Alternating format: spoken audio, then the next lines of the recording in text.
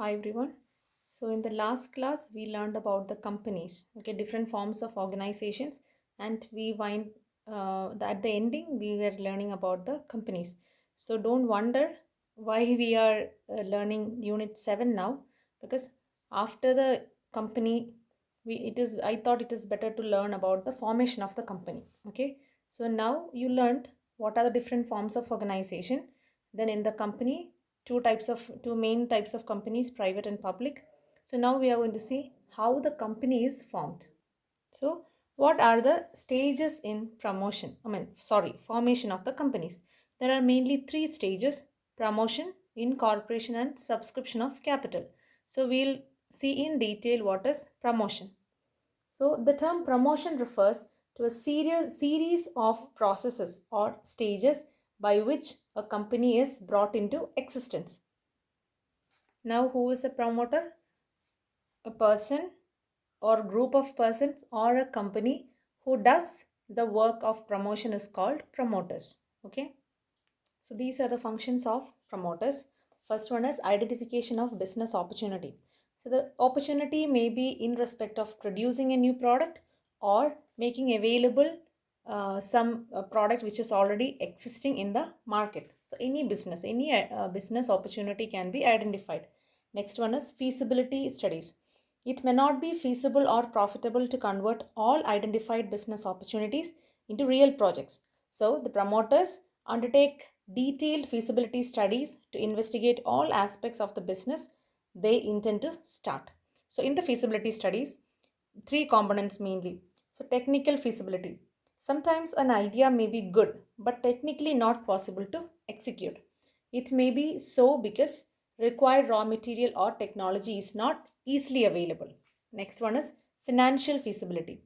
Every business activity requires funds. The promoters have to estimate the fund requirements for the identified business opportunity.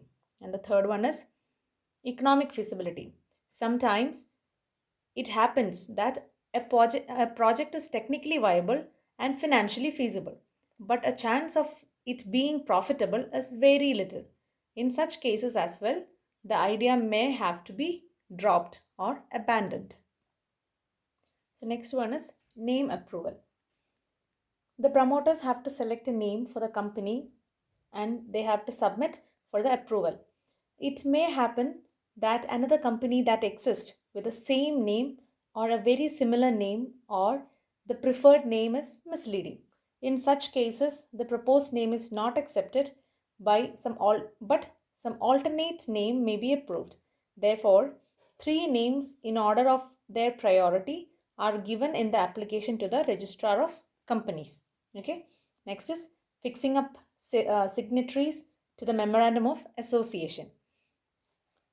So here usually the people signing in the memorandum are also the first directors of the company, and it will be fixed by the promoters, usually fixed by the promoters.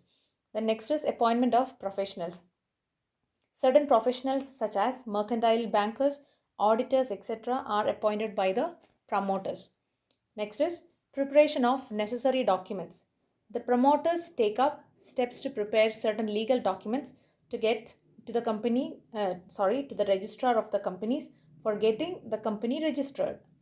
These documents are Memorandum of Association, Articles of Association, and Consent of Directors. So these are the main documents which is required for the registration of the company: Memorandum of Association and Articles of Association.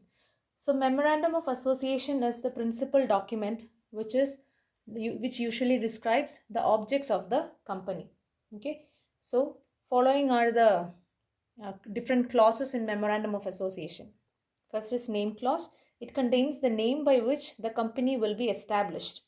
Okay. Next one is registered office clause or situation clause. It contains the name of the state in which the registered office of the company or will be situated. Next is object clause.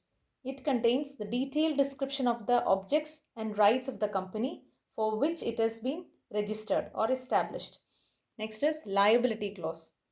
It contains financial limit up to which the shareholders are liable to pay of the outsiders on the event of the company being dissolved or closed down.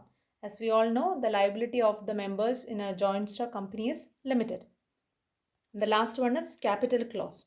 It contains the proposed authorized capital of the company. It gives the classification of authorized capital in various types of shares, which their numbers and nominal values are mentioned. A company is not allowed to raise more capital than the amount mentioned in its authorized capital. However, the company is permitted to alter this clause as per the guidelines prescribed by the Companies Act. So I hope you all understood about the formation of the company and different documents required to start the company or to register the company. Okay, thank you.